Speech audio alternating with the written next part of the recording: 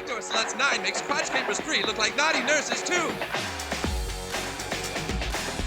How's your bro? It's not good, eh? What's up, Backdoor Puckers?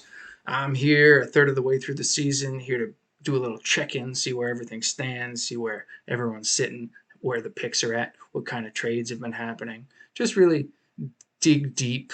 Not that deep. I don't think this will be that long. I didn't really plan on it being a long one, but let's see how I do.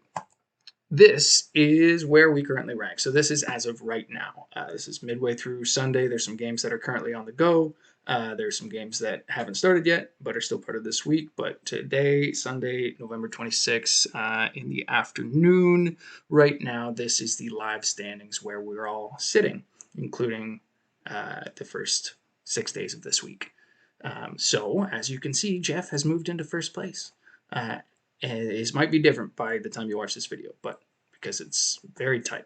Gary and Kirby, who has been in first place most of the season, are only 1 point back of Jeff.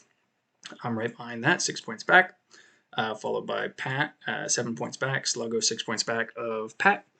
And this is where kind of there's a bit of a drop off. 75 points is Crapper and Cam, and they are tied for 7th place, so they are our last 2 playoff spots teams at the moment.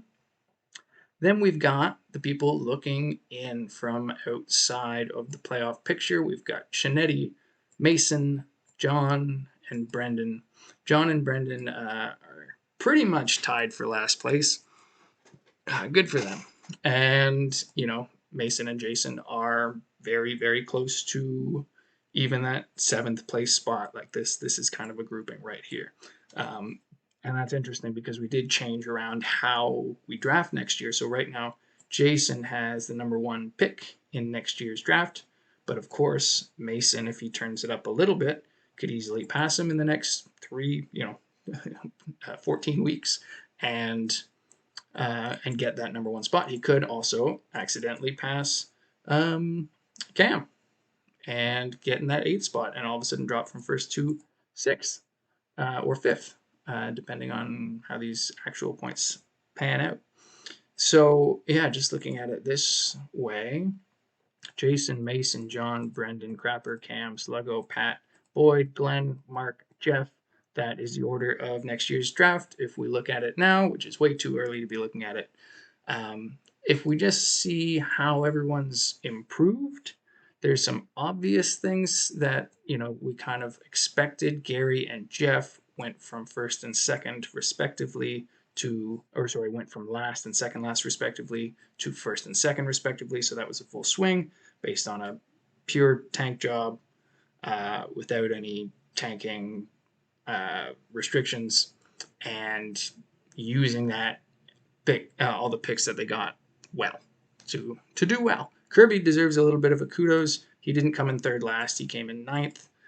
But is now in 3rd place and was in 1st place for the majority of the season so far and could easily get back there.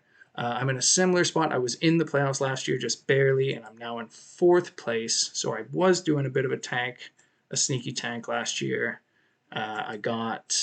Still made the playoffs, still pushed Kirby to 7 games, but in the end was vanquished. And on the other side of things, who do we got in last place? We got Brendan and John in last place, and they were not 1st and 2nd last year, so they've both moved down 7 positions from last year, and Mason and Jason have moved down 8, like I said. Cam and Adam here are basically in the exact same position they were in last year. So Cam came in 7th last year. Cam came in 6th, Adam came in 7th, and they're both tied for 7th right now. So they've had pretty much a negligible change from last year to this year, which is funny because, Cam was really going for it last year, and he's really not going for it this year, and it has yielded nothing. Go, Cam. Good job. Speaking of picks and thinking about the draft way too early and how things are shaping up in that way, we have had some trades happen, and we have had a few changes in picks, so I'll just pull over to this chart here, we've got the first 22 rounds here and how many picks each team has in each of those rounds. And then down here is just divided up into groups of 3. So like Gary has no top 3, and he has 3, 4 through 6 round picks. Cam now has 7 picks in the top 3 and 5 in the next 3 rounds, 4, 5, 6. What we'll see here is most people still have all their original picks. There really hasn't been that much trading that goes on outside of Cam and the people trading with Cam. So there's still quite a lot of wiggle room and decision making to be made here. But if we're talking about trades, I do want to say a couple things here. So I think when a trade is made, it changes the landscape. And not in the way that you might be thinking, like setting a market, because that doesn't really play out in fantasy, specifically our fantasy league, than it would in the real league. Like in a real league, you have 30 plus teams to be trading with. There's, you can trade multiple years picks in advance.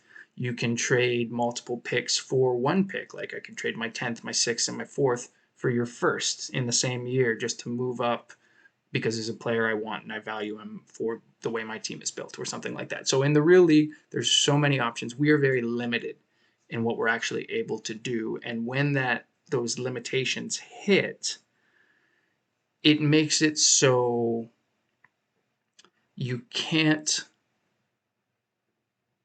make judgments on the market as a whole based off of 1 or 2 or 3 trades.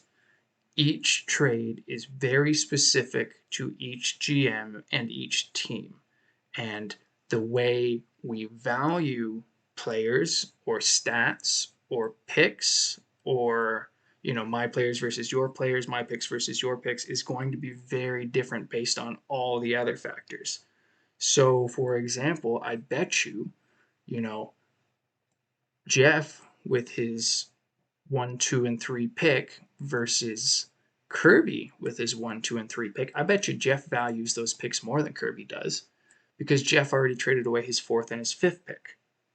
That changed the landscape of Jeff's priorities and his valuation of his own pick when he gave those 2 up. I know I changed my valuation of my 4th pick when I gave up my 3rd and my 5th.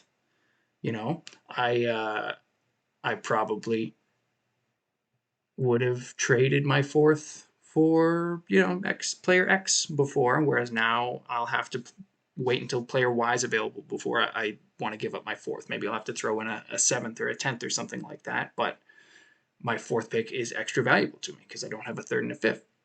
Also, earlier in the season, I valued other players, defensemen, who were very good in assists, blocks, and still had a lot of shots on goal, had a lot of ice time, and had some power play time.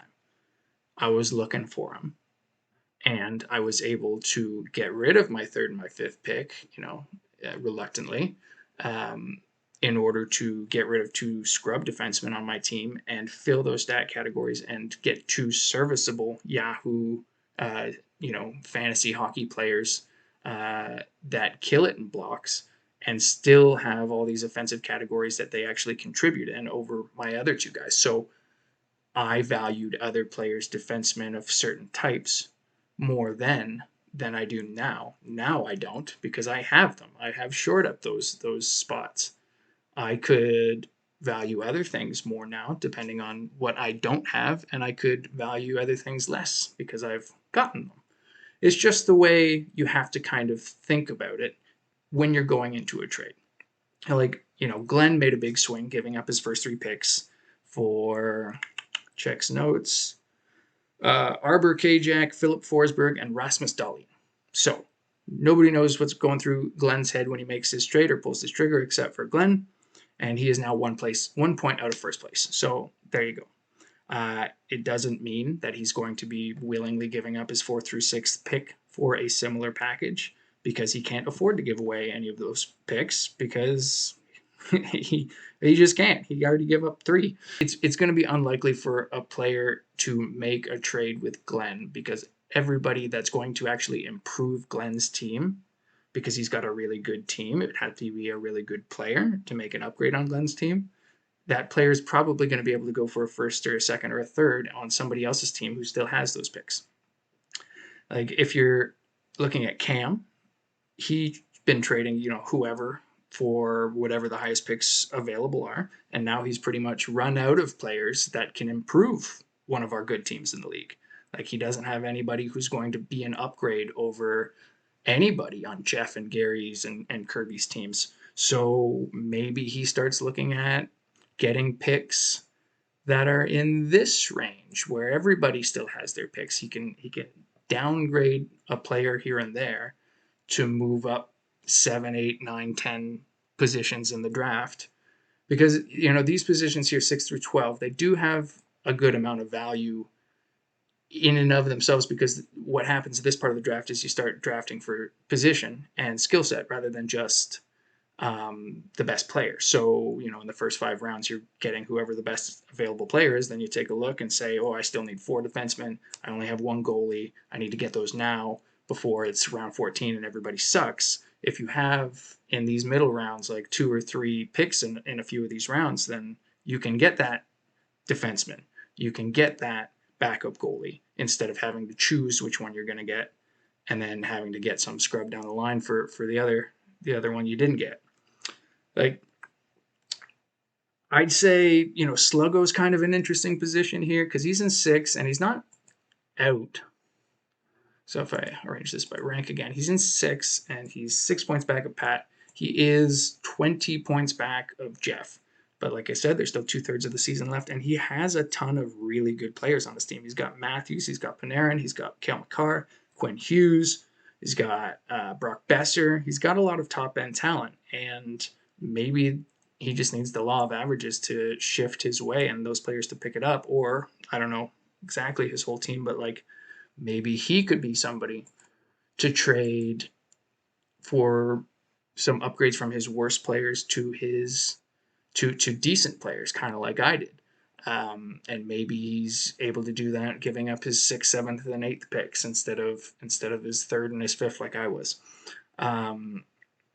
Or maybe it doesn't just work out for Sluggo this year. Like trade deadline approaches and he's still in 6th, or maybe he's in 7th place, and it doesn't look like any big swing or these minor trades are going to be able to do it for him.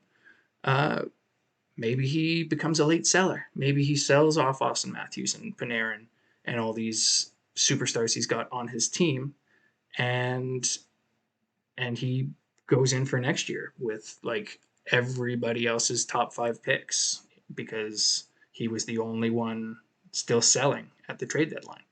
Of course, he needs to watch the number of picks we actually have available, like the people who are in the top 5. If they start running low on picks, he might need to enter that market earlier than expected. So all I'm saying is everybody values picks differently. Everybody values their own picks, other people's picks, their own players, other people's players, completely individually, and they know more about their team than you know about their team. And just because you think an offer is crazy doesn't mean it would be crazy for somebody else receiving that offer. Also, always remember the first offer will be insulting. Send an almost as insulting counteroffer. Don't just reject the trade, unless it's Cam, because honestly, man, what are these trades? And the last thing that I want to add to all this is we've already seen in year 2 of our keeper league what the effects that may have been unforeseen are of trading away a lot of your top picks.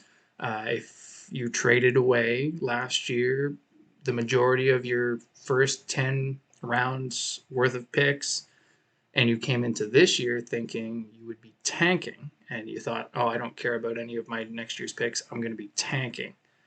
Now you've probably found yourself in a position where you're trying to tank, you're trying to get picks for next year, but people aren't as willing to give you their picks because all your players are shit because you didn't have any picks in this year's draft. So just keep that in mind. Think 1, 2, or 3 years in advance before you start giving up your picks. We're starting to get a feel for how the league works and how the system works as far as drafts and picks and rounds and keepers. So let's just keep all that in mind.